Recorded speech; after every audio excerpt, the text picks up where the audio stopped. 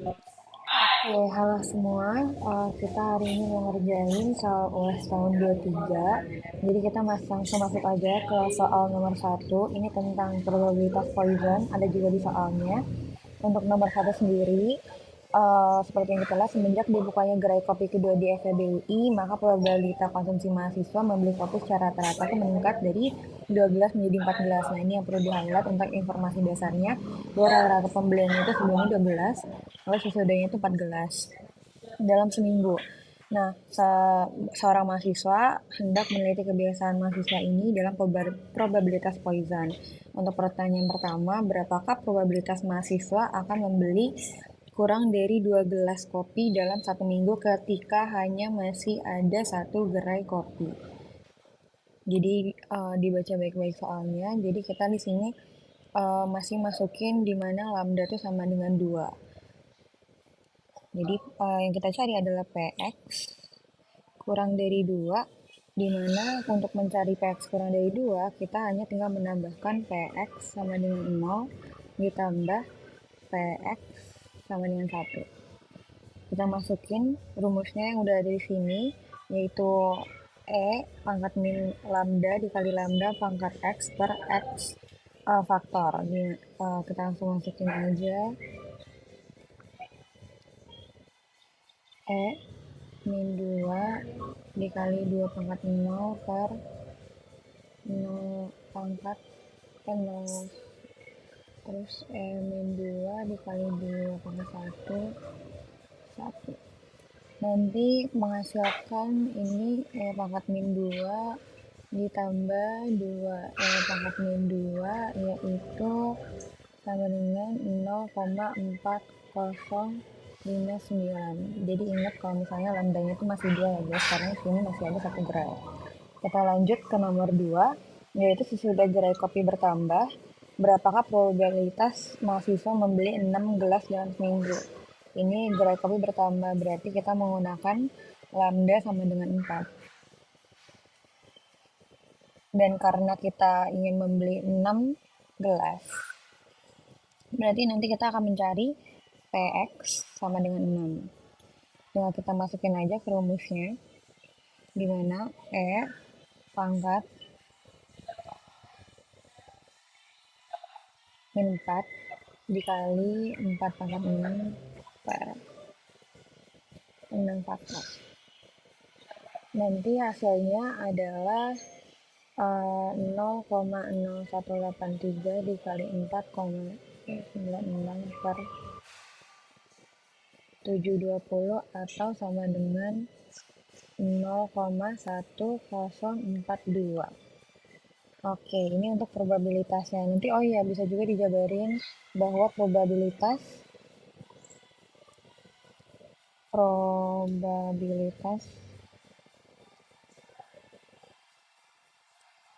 mahasiswa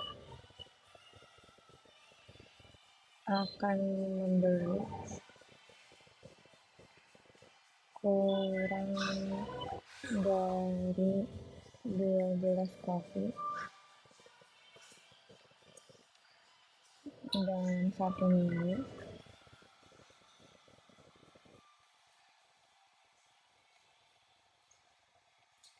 ada satu gerai kopi di FEB UI adalah 40,59%. Ini juga sama, nanti probabilitas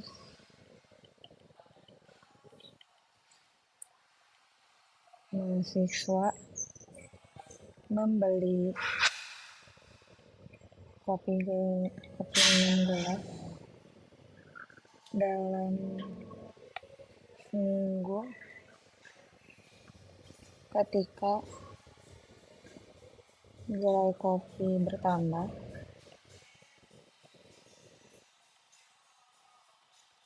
adalah 10,42%. Oke, kita lanjut ke yang C. Berapakah probabilitas mahasiswa membeli kopi kurang dari 2 gelas dalam seminggu? Nah, ini juga harus kalian highlight kalau misalnya tuh ini tuh ketika lambda sama dengan 4. Jadi ketika ini sudah bertambah gerai. Jadi ada dua gerai di FEBUI.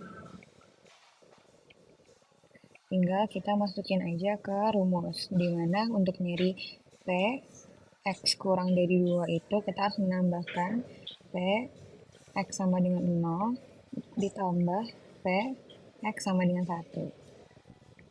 Kita masukin rumusnya yaitu minus 4 dikali 4 pangkat 0 per 0 faktor ditambah E pangkat min 4 dikali 4 pangkat 1 dikali per 1 faktor. Nanti hasilnya sama dengan 4, sorry, E min 4 ditambah PE min 4 sama dengan 0,0915. Terus kita tulis lagi probabilitas mahasiswa membeli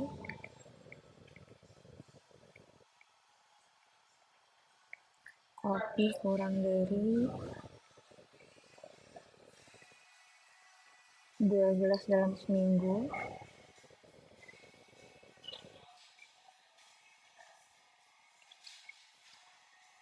ketika ada 2 gerai di FEBUI adalah 9,15%. Oke, untuk nomor yang D, apakah jawaban A dan C sama? Jika tidak, mengapa? Jadi jawabannya tidak sama. Kenapa? Karena rata-rata yang kita pakai atau lambda itu berbeda. Dimana yang kalau misalnya nomor A, kalau kalian lihat itu lambdanya sama dengan 2. Nah, kalau misalnya di C, lambdanya sama dengan 4. Dimana distribusi probabilitasnya juga akan berubah. Dimana kalau misalnya A, itu probabilitasnya adalah 40,59%. Dan kalau yang C itu 9,15%.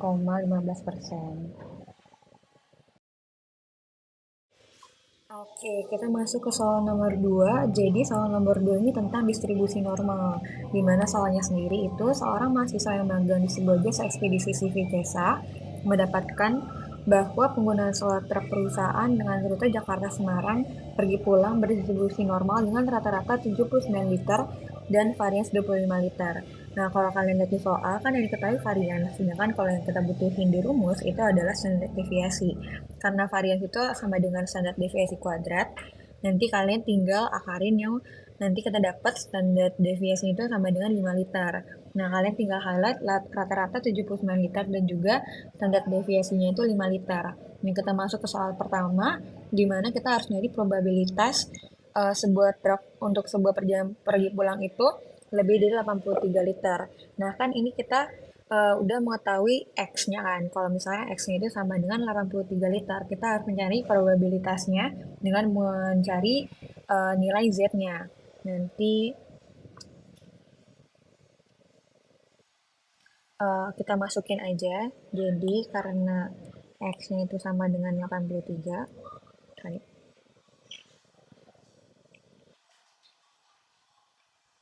liter, nanti kita dapat Z-nya sama dengan 83 dikurangi 79 dibagi 5, di mana nilai Z-nya itu nanti kita dapetin adalah 0,8. Nah, kalau misal kalian juga harus highlight kalau misalnya setiap nanti tabel distribusi normal itu mungkin berbeda. Jadi kalau kalian harus perhatiin juga informasi di atas ini. Jadi ada yang mungkin mulainya tuh dari titik tengah, ada juga yang mulainya dari titik awal kayak gini kayak yang lagi kalian lihat sekarang. Nah, kalau misalnya dari sini kalian untuk mencari nanti probabilitas lebih dari 0,8 ini, kan probabilitas 0,8 ini berada di sini ya. Sedangkan kita hanya mengetahui dari sini sampai sini. Jadi kita harus mengurangi 1 dikurangi P Z kurang dari 0,8 untuk mengetahui berapa sih distribusi normal untuk uh, Z lebih dari 0,8. Jadi nanti di sini untuk mengetahui PX lebih dari 83 atau PZ lebih dari 0,8, itu kita harus mengurangi 1 kurang PZ kurang dari 0,8. Tinggal kita lihat aja di tabel distribusi, itu kalau misalnya 0,8 adalah 0,7881. Jadi 1 dikurangi 0,7881, nanti hasilnya sama dengan 0,2119. Jadi distribusi jadi probabilitas konsumsi solar lebih dari 83 liter adalah 21,19%.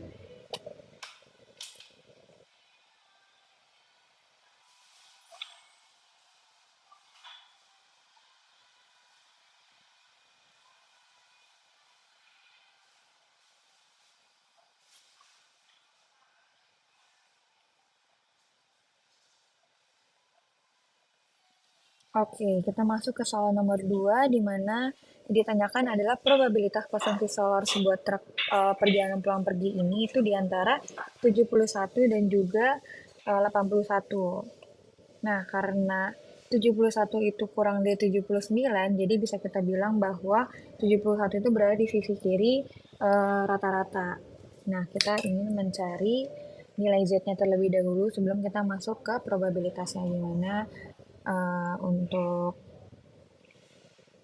X sama dengan 71, nanti Z-nya sama dengan 71 dikurangi 79 dibagi 5 sama dengan minus 1,6. Untuk X sama dengan 81, nanti Z-nya sama dengan 81 dikurangi 79 per 5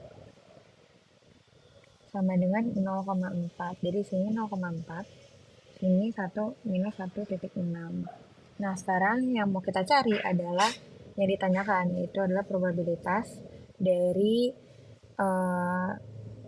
konsumsi solar truk itu di antara 71 sampai dengan 81 liter, atau P minus 1,6 kurang dari Z kurang dari 0,4. Nah, untuk mencari ini, balik lagi kalian harus melihat nanti di tabel distribusi normalnya, karena kita mulai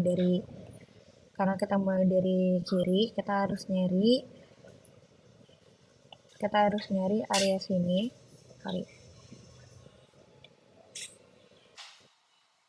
Kita harus nyari area sini dikurangi sama nanti probabilitas dari 71 itu di sini untuk kita ngedapetin area ini.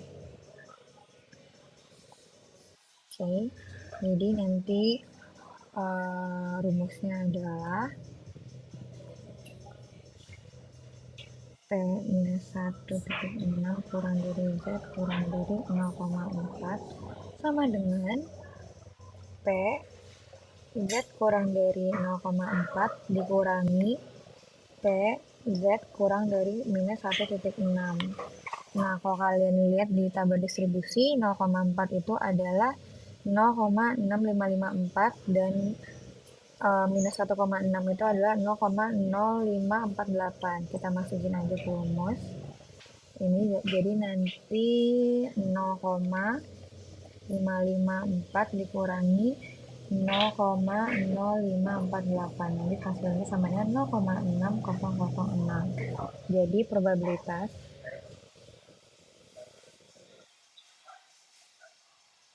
konsumsi solar antara 71 dan 81 adalah 60,6%.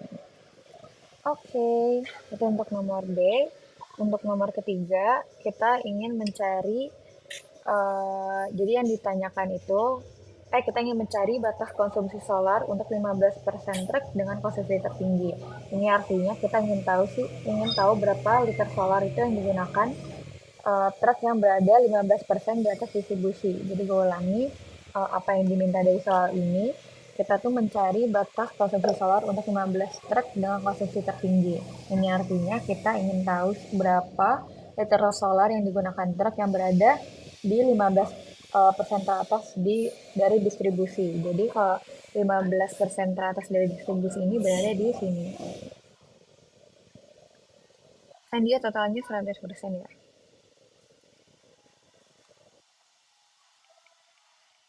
5 teratas berarti dari sini 15%. Jadi kita mau nyari nilai X-nya tuh berapa sih dari, kan kita udah ketahui nih kalau misalnya Z-nya itu 0,8. Jadi kita tinggal kita masukin ke rumus ini, di mana X-nya itu X sama dengan rata-rata 79 ditambah untuk Z skor 0,5 itu 0,85, sorry, 0,85 itu 0,85.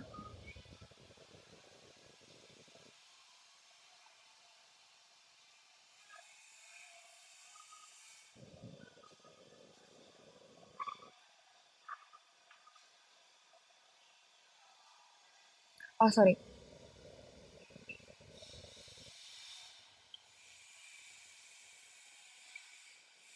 Nah, untuk mencari berapa sih titik Z-nya itu, kita harus mencari nilai yang mendekati 0,85 di dalam tabel ini. Jadi kita bukan lihat dari sisi sampingnya, tapi kita lihat dari isi si nilai Z-nya ini 0,85 itu berada di titik satu titik. Nah, ini dia.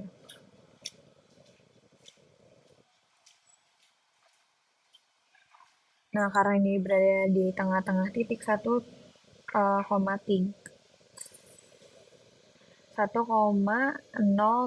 sama 1,04, kita tuh jadinya harus bagi dua, guys. Jadi nanti 1,03 ditambah 1,04 dibagi dua. Oh, tapi untuk nilai pastinya itu adalah 1,036 nanti. Jadi kita masukin ke sini, dan Z-nya itu adalah 1,036 dikali sama 5. Hasilnya X itu adalah 79 ditambah 5,18 sama dengan 84,18. Jadi kesimpulannya, konsumsi solar untuk 15% truk dengan konsumsi tertinggi itu dimulai dari 84,18 liter. Oke, sekarang kita ke nomor D.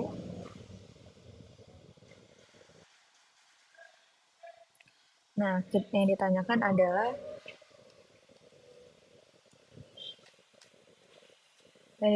adalah batas untuk konsumsi solar dari 80% truk dengan konsumsi solar yang ada di bagian tengah distribusi konsumsi solarnya. Nah, ini sama, kita nyari X-nya itu berapa kayak nomor C, tapi karena ini 80% dan berada di bagian tengah. Berarti 80% berada di bagian tengah, di mana titik bawahnya itu berarti 0,1. Di sini tuh 0,1, sama di sini juga 0,1. Dan ini nanti totalnya sama dengan 0,8. Nah, kita mau cari berapa sih berapa sih si X-nya ini ketika konsumsi solar di 80% truk-truk itu berada di bagian tengah distribusi konsumsi solarnya.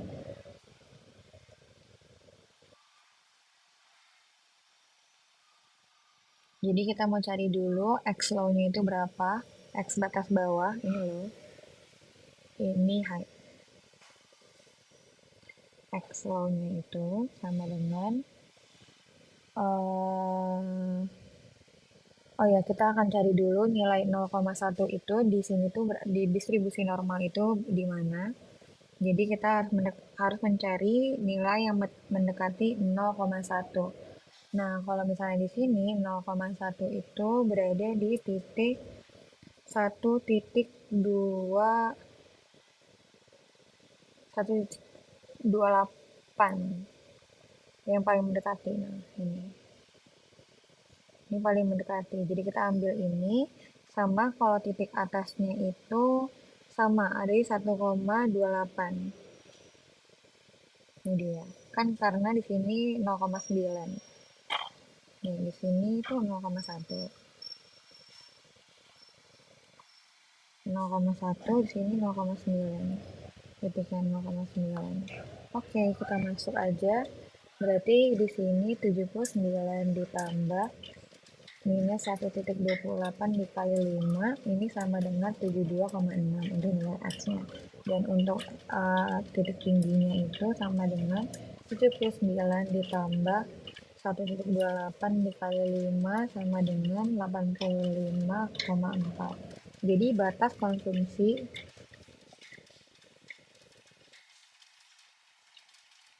solar adalah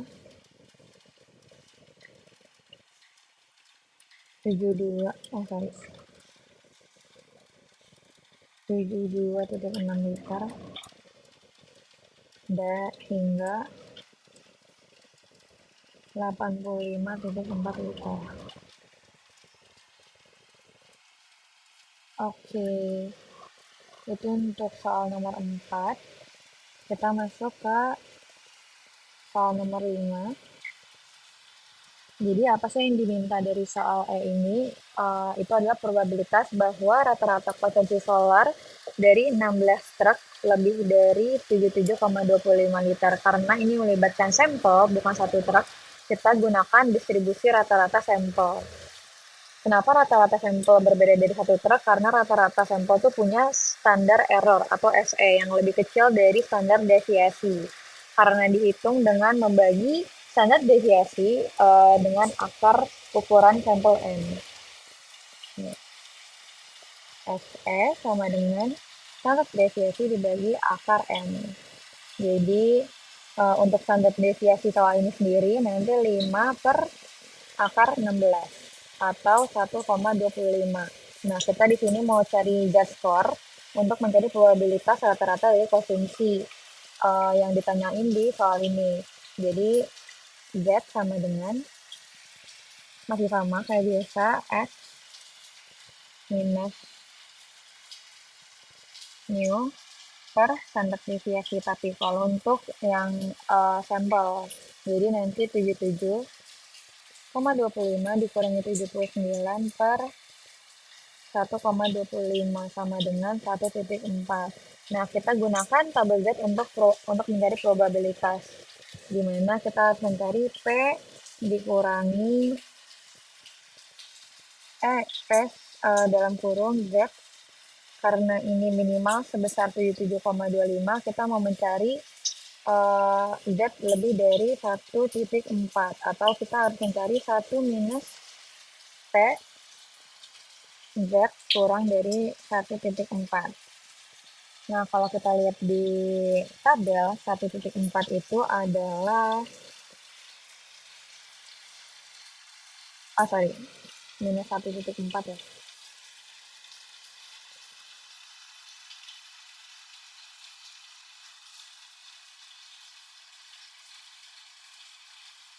Minus 1,4 itu adalah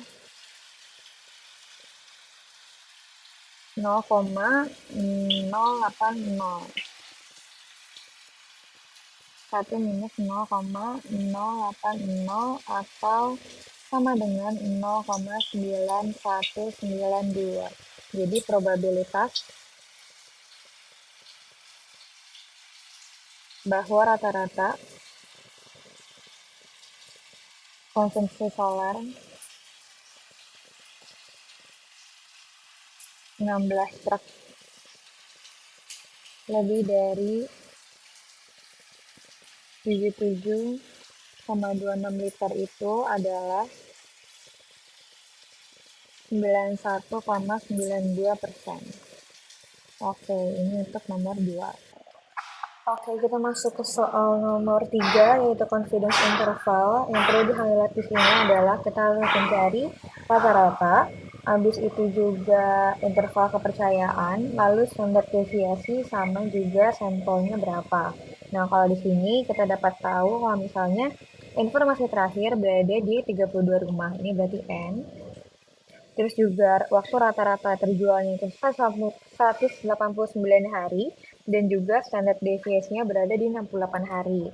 Nah, ada juga informasi tambahan di soal bahwa dia tuh menghitung dengan tingkat interval kepercayaannya 95%, dia mendapatkan confidence intervalnya tuh di 164,48 hari hingga 213,82 hari. Nah, tapi untuk soal nomor pertama ini, kita mempunyai interval kepercayaan sendiri ya, 90%. Nah, untuk tingkat kepercayaan 90% itu, atau Z, atau untuk mencari confidence intervalnya itu, Z dibagi 2, sama dengan 1645. Ini ketika level kepercayaannya itu 90%. Jadi ini tinggal kita masukin aja ke rumus yang ada di sini. Dan juga kalian harus perlu tahu kalau misalnya ini adalah marginal error. Margin of error, sorry. Ini margin of error. Jadi kita cari margin of errornya dulu. Itu nanti 1,645 dikali sama 68 dibagi 32. Sama dengan 19,8. Jadi kita bisa cari nih batas bawahnya.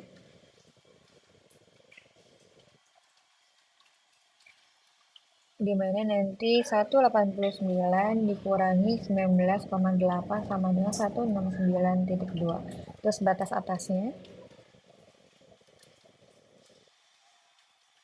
189 ditambah 19,8 atau 208,8. Jadi interval kepercayaannya adalah interval kepercayaan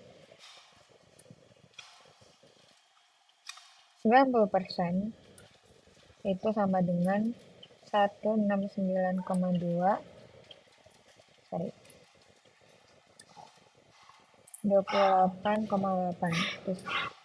Oke, ini untuk nomor A. Kita lanjut ke B, di mana interval kepercayaannya 95%. Untuk waktu penjualan rata-rata semua rumah berukuran 60 meter persegi yang diiklankan jika ukuran sampel ditingkatkan menjadi 42 rumah. Nah, yang perlu di-highlight di sini adalah terdapat perubahan si sampel awalnya ini yang tadinya 32 menjadi 42. Nah, kalau misalnya tingkat kepercayaannya itu 95%, nanti Z-nya itu sama dengan 1,96. Nah, kita masukin lagi ke rumus yang awal, itu ME, kita cari dulu ME-nya. Karena kan berubah si sampelnya dan juga si tingkat kepercayaannya. Jadi 1,96 dikali 68 per 42 itu sama dengan 20,6. Kita cari lagi batas atasnya, batas bawahnya dulu deh. Karena nggak ada yang berubah selain sampel dan juga interval kepercayaan, kita anggap semuanya sama ya. Jadi 189 dikurangi 20,6 itu sama dengan 168,4. Terus batas atasnya itu 189 ditambah 20,6 sama dengan 209,6. Jadi interval kepercayaan 95% itu 168,4 sampai 209,6. Oke, kita ke next soal. Melanjutkan jawaban dari soal B, buatlah interval kepercayaan 95% untuk waktu penjualan rata-rata untuk semua rumah seluas 60 meter persegi yang diiklankan jika simpangan bakunya dikurangi menjadi 61 hari. Nah, ini tuh yang berubah itu adalah standar deviasinya yang tadinya 68 di sini menjadi 61. Jadi kita harus nyari lagi marginal of error itu berapa sih? Nah, ini 1,96 dikali 61 per 42 sama dengan 18,4. Batas bawahnya itu sama dengan 189 dikurangi 18,4 atau 170,6. Batas atasnya itu ditambah 189 ditambah 18,4 yang menghasilkan 207,4. Jadi interval kepercayaan 90%-nya itu sama dengan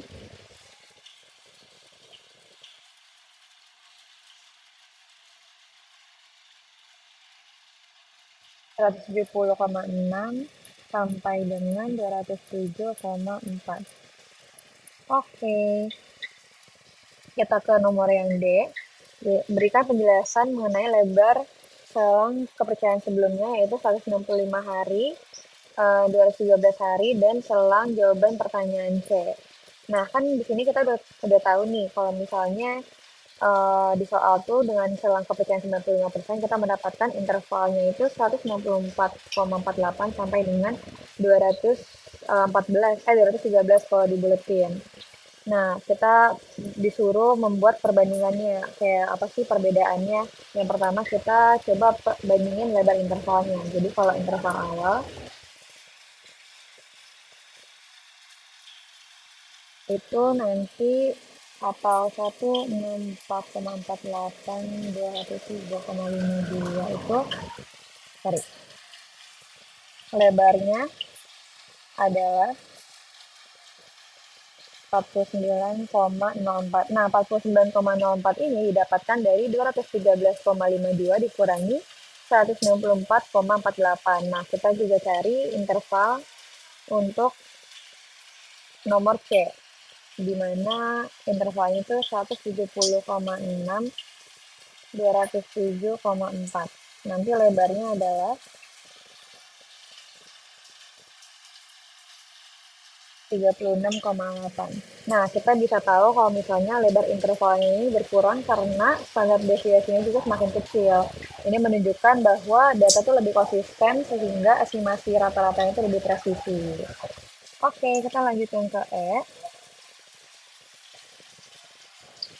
Jadi di sini tuh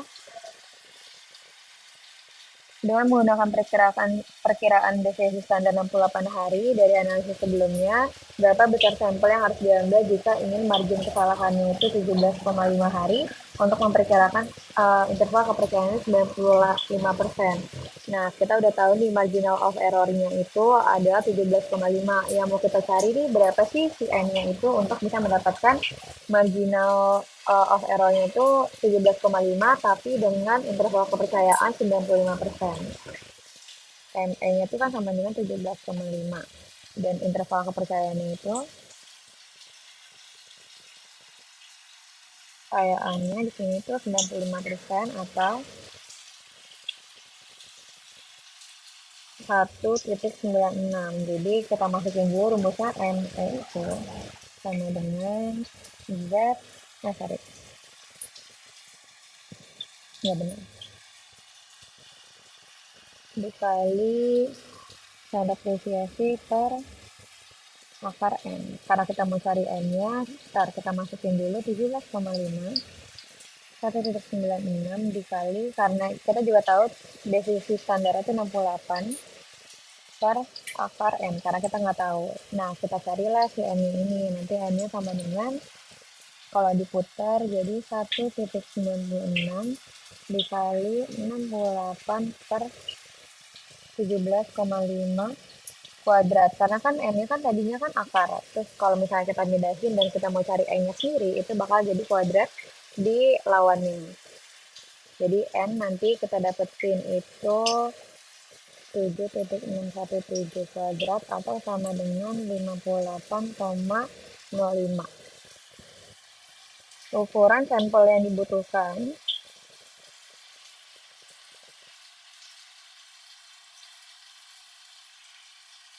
minimum adalah 59. Kita buletin ke atas ya. Oke. Oke, untuk soal nomor terakhir USD 3 ini, nomor 4 itu kita akan menguji hipotesis. Nah, untuk soal ini, pengelola tuh ingin mengetahui apakah angka kematian akibat kanker paru-paru itu telah menurun dari angka sebelumnya, yaitu dari 80 per 100.000 orang setelah adanya pengobatan baru dan kampanye kesehatan. Nah, kita bisa tahu kalau misalnya ini kan proporsi, jadi kita pakai uji hipotesis proportion. Nanti kita harus mencari P0 dan juga P aksen, di mana P0-nya itu kan sebelum terjadi perubahan, yaitu 80 per 100.000 orang. Nanti kita dapat sama dengan 0,008. Nah, sorry. Nah, kalau misalnya setelah adanya pengobatan baru dan juga kampanye kesehatan, teradalah data baru yaitu kematian aktualnya itu sama X sama dengan 6, dan kita bisa mengetahui kalau misalnya P aksennya itu nanti 6 per 10.000. Nah, step pertama untuk uji hipotesis adalah kita harus merumuskan hipotesisnya. Kita harus merumuskan hipotesis, yaitu hipotesis testing.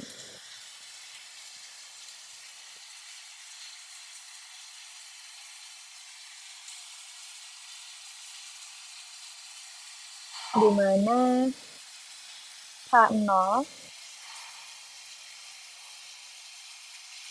itu berarti kalau misalnya sesuai dengan uji hipotesis proporsional, itu berarti P lebih dari 0,008. Karena kan kita kalau lihat dari soal, apakah data tersebut merupakan bukti telah terjadi penurunan angka kematian akibat kanker paru-paru. Nah, si penurunan ini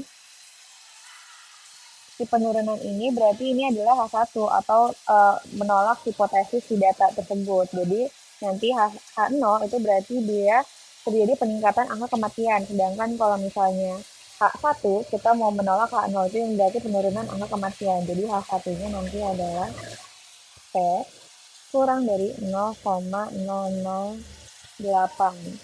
Nah, udah kita mendapatkan hipotesisnya, kita yang kedua adalah mencari level of signifikannya.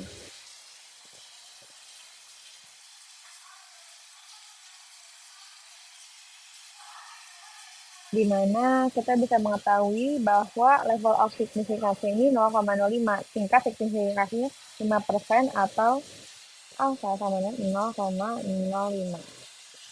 Nah, step ketiga adalah kita mencari hasil tes statistiknya.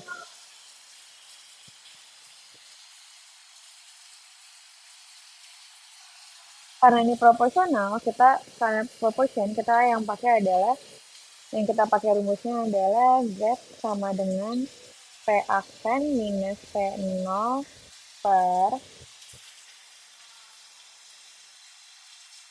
P0 dalam kurung 1 min P0 per N. Nanti sama dengan 0,0006 minus 0,0008 per 0,0008 dikurang 1 dikurangi 0,0008 per 10.000, karena ini kan tadi kita ketahui tuh 10.000. Nanti hasilnya sama dengan minus 0,0002 per 0,000828, atau hasilnya nanti sama dengan 0,707. Nah, kita ke next step nih. Next stepnya kita harus mencari wilayah penolakan hipotesis nolnya ini. Apakah hasil dari tes statistiknya ini menolak H0 atau justru menerima H0? Kita harus mencari rejection region.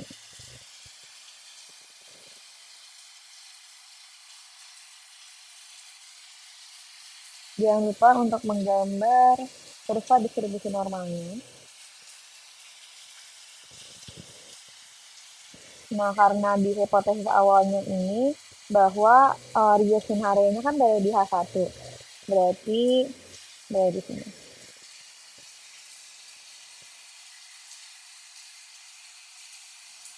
Ini rejection area-nya. Atau ini tuh minus 1,645. Ini nanti minus 1,645 itu bisa kita dapetin dari si tabel distribusi ini. Nah, karena yang oke, step selanjutnya adalah kita bisa mencari decision rule,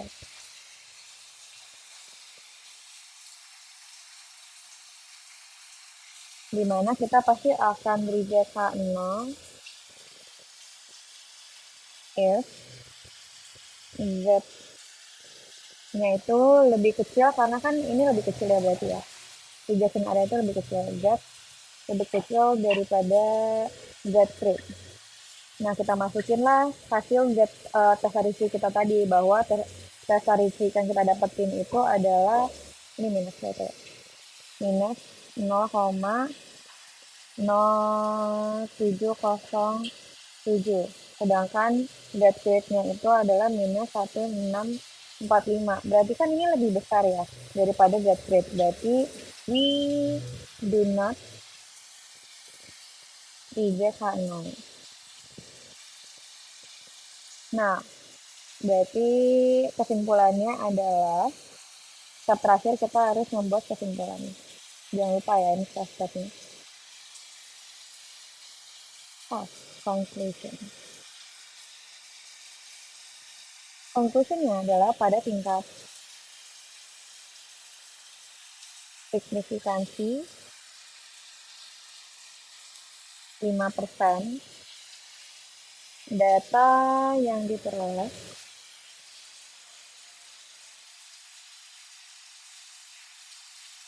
tidak cukup bukti untuk menyimpulkan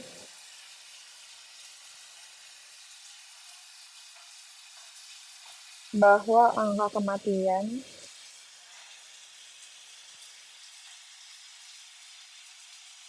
akibat kanker paru-paru telah menurun.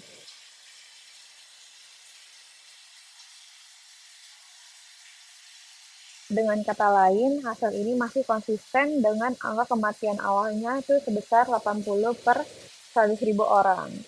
Oke, ini untuk nomor 4, dan untuk penyelesaian soal UAS tahun 23. Semangat guys, good luck ya untuk ujiannya.